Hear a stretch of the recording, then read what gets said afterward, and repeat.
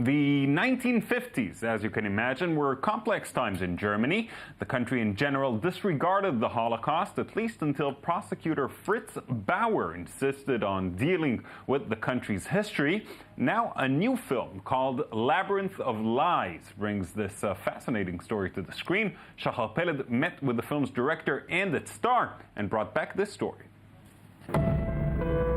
The Nuremberg Trials held by the International Court and Adolf Eichmann's prosecution in Israel are famous as historic legal actions against the Nazi atrocities of World War II. But for his debut feature film, German-Italian director Giulio Ricciarelli decided to shed light on another significant tribunal, unknown to many. We tell the story how in the 50s, German society was basically denying and not talking about the Holocaust at all. So you had a young generation growing up without knowing about it.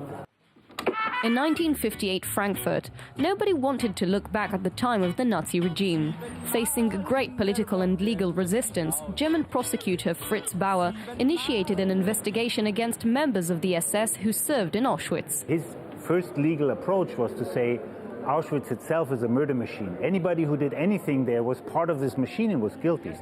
In his film, Ricciarelli chose a young fictional prosecutor as the lead, with Bauer's character in the supporting role. It was important to have a young protagonist who's also himself discovering the story. And that was just, for the drama, it was very useful to look at the time through his eyes. Wer sind eigentlich unsere Verdächtigen? Alle.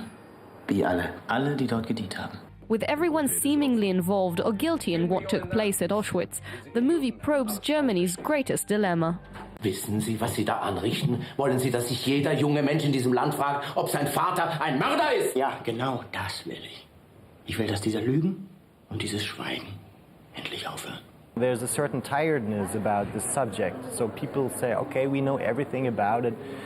And this is something that changed for me while shooting the movie, because now I know that there was a strong danger that this confrontation might have not be happening. Alongside a wave of new films dealing with the story of the Holocaust, from the Oscars' Best Foreign Film Ida to the winner of Cannes Grand Prix Son of Saul, The Labyrinth of Lies provides a unique glimpse at how Germans dealt and continue to face their self-inflicted wounds.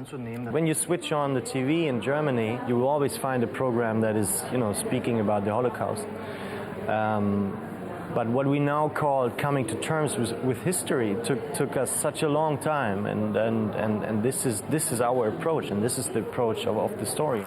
Bringing it to the Israeli audience was an emotional experience, especially for second and third generation Holocaust survivors. There are so many films about the Holocaust, but this one is more about how Germany is actually reacting to the history of the Holocaust. As he brings this forgotten story into the spotlight, Ricciarelli hopes, much like Bauer ahead of him, to educate and illuminate on crimes of the past. Germans do not trial on Germans. That was the important thing, but not just for Germany. I think for all humanity, was a momentous moment in history.